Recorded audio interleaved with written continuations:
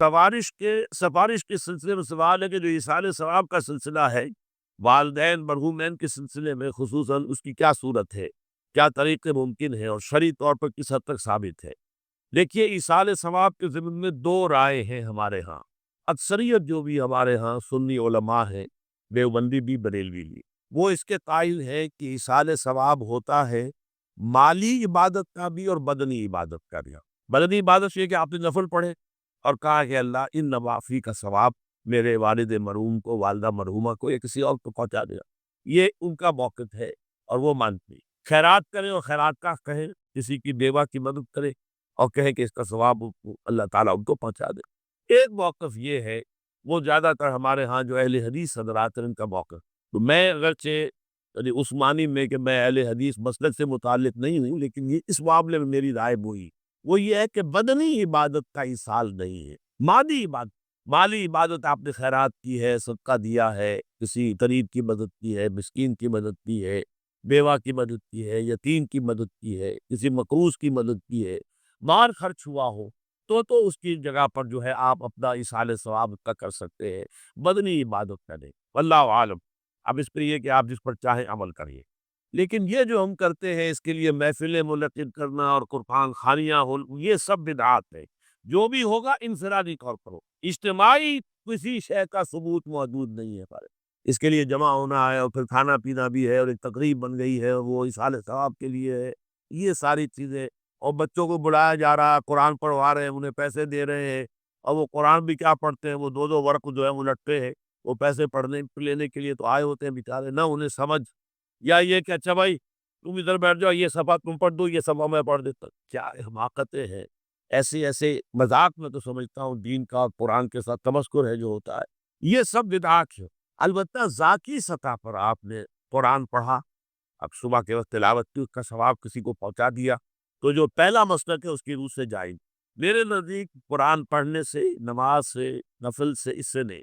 البتہ مالی جو بھی خیرات ہیں، صدقات ہیں، تو اس کا ایصال ثواب ہو سکتا ہے۔ اولاد اگر نیک ہے تو وہ خود صدقہ جاریہ بن جاتے ہیں والدین کے لیے، بشرطے کہ والدین نے ان کی تربیت کی کوشش کی ہو۔ اگر کسی کافر کا بیٹا مسلمان ہو گیا ہے تو اس کافر کو تو اولاد سے کچھ نہیں پہنچے ہو، لیکن کوئی شخص مسلمان تھا، اس نے اپنی اولاد کی تربیت بھی اچھے طریقے پر کی ہے، اب یہ جو اولاد نیکی ہے جو کرے گی تو اس سے اس کا بھی ثواب اس کو پہنچتا رہے گا، یہ صدقہ جاریہ کہلاتا ہے۔ سورۃ الضحیٰ کا اس کا جو شان نزول ہے وہ یہ ہے کہ کچھ دنوں کے لیے تو بالکل شروع میں رک گئی تھی فترت وحی، اس کے علاوہ پھر ایک موقع آیا ہے تو کچھ عرصے کے لیے بہت دن گزر گئے تو جبرائیل نہیں آئے، اور آپ کے اوپر ایک شدید قسم کی جو ہے وہ پریشانی طاری ہو گئی۔ کچھ لوگوں نے بھی تانا دینا شروع کر دیا، کچھ عرصے سے محمد تم نے کوئی نئی وحی نہیں سنائی، کیا ہوا تمہارا شیطان کیا چلا گیا بس؟ کوئی ایسا بھی بتایا گیا کہ ایک دفعہ کوئی متواتے کئی راتوں تک آپ رات کو اٹھے نہیں، تو کہا وہ تمہارا شیطان تمہیں چھوڑ گیا ہے؟ وہ ساتھ کے رہنے والی عورت جو تھی کہ رات میں نے سنی نہیں تمہاری کو پڑھنے کی جو تم پڑھا کرتے تھے، شاید شیطان تمہیں چھوڑ گیا ہے۔ خود آپ کو جس قدر ایک اشتیاق رہتا تھا کہ وہی آئے اور آپ کی وہ روح کو جو ہے مزید اور غذا اور تر و تازگی جو ہے وہ مسلسل ملتی رہے، اس کی وجہ سے یہاں تک آتا ہے کہ حضور فرماتے ہیں کہ اس درجے میں رنج اور غم میں تھا کہ میں سوچتا بربنائے تب بشری، اس درجے حضور کے اوپر جو ہے یہ شاق گزر رہا تھا کہ وہی کیسے بند ہو گئی، اور اس میں یہ بھی تھا کہ اللہ ناراض تو نہیں ہو گئے، کہ مجھ سے کوئی خطا تو ایسی نہیں ہوگی، یہ سبب کیا ہوا ہے؟ یہ ہے وہ کیفیت کہ جس کے اندر یہ آیتیں نازل ہو رہی ہیں۔ اور اب آپ اس کو سمجھ لیجئے کہ اس کا نفسیاتی اور انسان کی باطنی کیفیات کے ساتھ کیا تعلق ہے۔ انسان پر دو طرح کی کیفیات طاری ہوتی رہتی ہیں، جیسے میں نے پہلے ایک دفعہ آپ کو بتایا صدیق اور شہید کے درمیان جو فرق ہے بنیادی، کہ کچھ بنیادی طور پر لوگ ایکسٹروورٹس ہوتے ہیں، کچھ بنیادی طور پر انٹروورٹس ہوتے ہیں۔ ایکسٹروورٹس کھیل کود بھاگ دوڑ، لوگوں سے ملنا جلنا، گفتگو ہے، اسے دھکا دے دیا، اسے مذاق کر لیا، اسی میں وہ خوش رہتے، بڑے بغل رہتے، تنہائی انہیں کاٹ کھانے کو دوڑتی ہے۔ اور ایک انٹروورٹس ہوتے ہیں کہ وہ مجلس وغیرہ کو نہیں ہوتا، اپنے تنہائی میں کہیں بیٹھے غور و فکر کر رہے ہیں، سوچ بچار کر رہے ہیں، انہیں وہ مجلس سے زیادہ اپنا گوشہ تنہائی جو ہے وہ زیادہ عزیز ہوتا ہے۔ یہ دو مزاج اللہ نے بنائے ہیں۔ اسی طرح ہر انسان کے اوپر آلٹرنیٹلی کچھ کیفیات آتی ہیں جس کو ہم کہتے ہیں میرا موڈ آف ہے، ایک طرح قبض سا ہو جاتا ہے طبیعت میں بندش سی ہوتی ہے۔ اسی وقت اسی شخص کے اندر پھر انشراح سا ہو جاتا ہے، پھر ہنسنے بولنے کو جی چاہتا ہے، گفتگو کرنے کو جی چاہتا ہے۔ تو یہ کیفیت جب انسان کی روحانی زندگی سے متعلق ہو جائے تو اس کو پھر صوفیہ نے نام دیا قبض اور بسط۔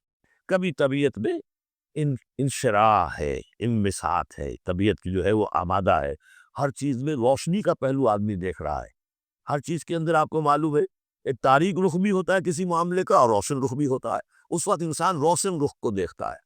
اور ایک وقت میں آتا ہے کہ طبیعت میں بندش سی لگ گئی ہے، جیسے اندر کوئی پکڑ لیا کسی نے، اب طبیعت جو ہے وہ بھی اپنے اندر وہ انقباض محسوس کر رہی ہے، اور پھر آدمی پیسیمسٹک ہو جاتا ہے، نا امید سا ہوتا ہے، پھر اسے ہر معاملے کا تاریک پہلو زیادہ نظر آنے لگتا ہے۔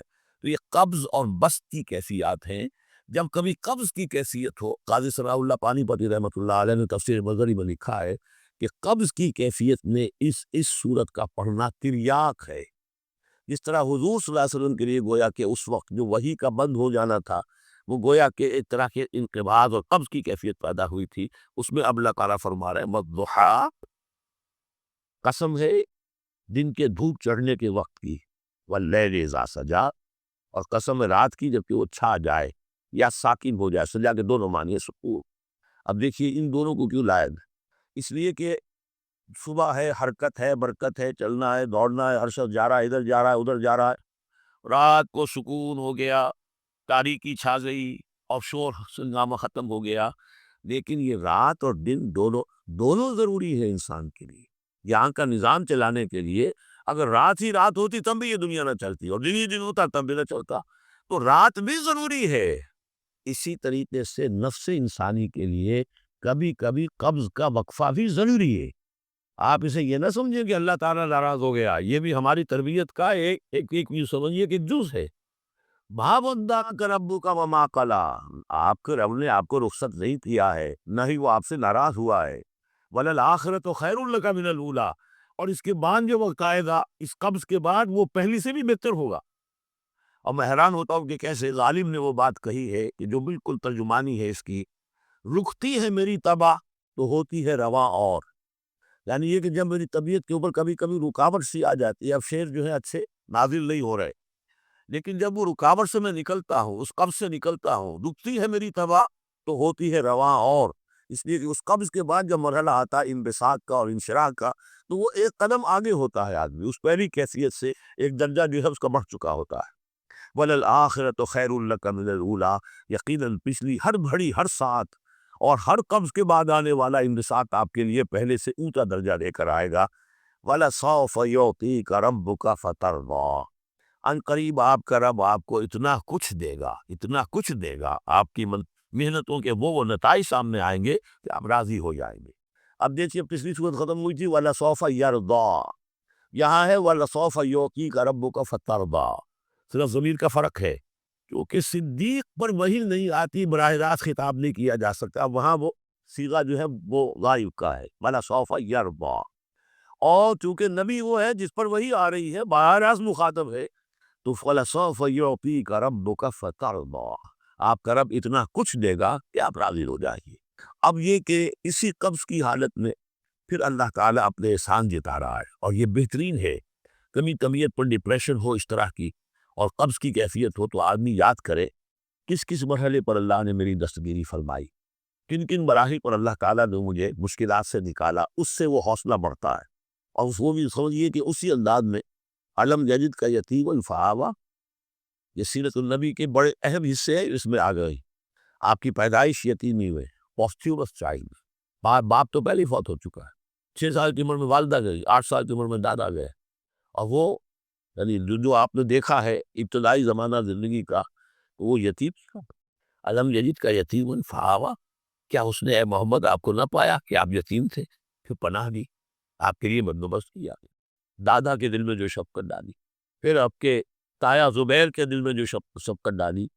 عبد المطلب کے بعد فوراً ابو طالب کا نام آتا ہے، حالانکہ یہ غلط ہے تاریخی اعتبار سے۔ عبد المطلب کے بعد کافی عرصے تک زبیر جو آپ کے تایا تھے وہ سرپرست تھے، تو ان کے انتقال کے بعد ابو طالب کا معاملہ آیا، لیکن ان کو بیچ میں سے غائب کر دیا گیا۔ بہرحال اللہ تعالیٰ جو بھی کسی کے دل میں ڈالتا ہے، آخر ابو طالب کے دل میں محبت ڈالی تو کس نے ڈالی؟ وہ ہم پڑھ چکے ہیں سورہ طٰہٰ میں، وَأَلْقَيْتُ عَلَيْكَ مَحَبَّةً مِّنِّي، حضرت موسیٰ علیہ السلام کی موہنی صورت کے اوپر اللہ تعالیٰ فرماتے ہم نے اپنی محبت کا پرتو ڈال دیا کہ تمہیں دیکھنے کے بعد وہ قتل کرنے کے ارادے سے باز رہ گئے، ان کے ہاتھ سر ہو گئے، ایسی موہنی صورت اسے قتل کرنے۔ وَالْقَيْتُ عَلَيْكَ مُحَبَّةً مِّنِّي وَلِتُصْنَعَ عَلَىٰ عَيْنِي، یہ ہوا ہے۔ تو فرمایا الم یجدک یتیما فآویٰ ووجدک ضالا فہدیٰ، اور پھر جب آپ شعور کی پختگی کو پہنچے اور غور و فکر کا مرحلہ آیا، حقائق پہ انسان کو سوچ بچار کا مرحلہ آیا اور آپ کو دیکھا کہ آپ تلاش حقیقت میں سرگرداں ہیں، تو ہدایت دی۔ وہ آگے آ جائے گا، بہت قریب پہنچ گئے ہم۔ اقرأ بسم ربک الذی خلق میں مرحلہ جب آئے گا، ووجدک عائلا فاغنیٰ، اور پایا آپ کو تنگ دست تو غنی کر دیا۔ کس طرح سے راستہ پیدا کیا ہے۔ خدیجہ الکبریٰ رضی اللہ تعالیٰ عنہا نے جو بھی ان کے آپ کے محاسن دیکھے، کتنی گدگدہ ہوئی ہے۔ بڑے بڑے سردار قریش کے جو ہے ان سے نکاح کے خواہش مند تھے، انہوں نے سب جو ہے اپنی لونی کے ذریعے سے پیغام دیا ہے حضور کو۔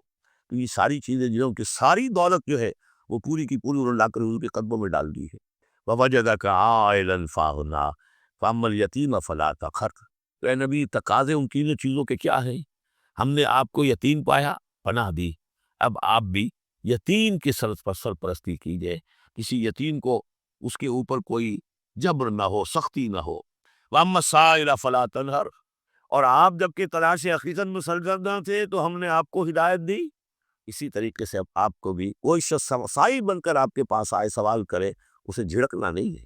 اسے جو بھی سائی دونوں طرح کے ہوتے، سوال کرنے والا کوئی علمی سوال اور سوال کرنے والا کوئی مالی دولت، مالی مدد کے لیے۔ وَأَمَّا بِنِعْمَةِ رَبِّكَ فَحَدِّثْ، اور جو ہدایت تمہیں دی ہے ہم نے، اب اسے عام کرو۔ یہ نعمت ہے، آپ کے رب کا انعام ہے، یہ ہدایت جو آپ کو عطا ہوئی ہے، اس کو بیان کرو۔ اس کے بیان کرنے میں یہ بھی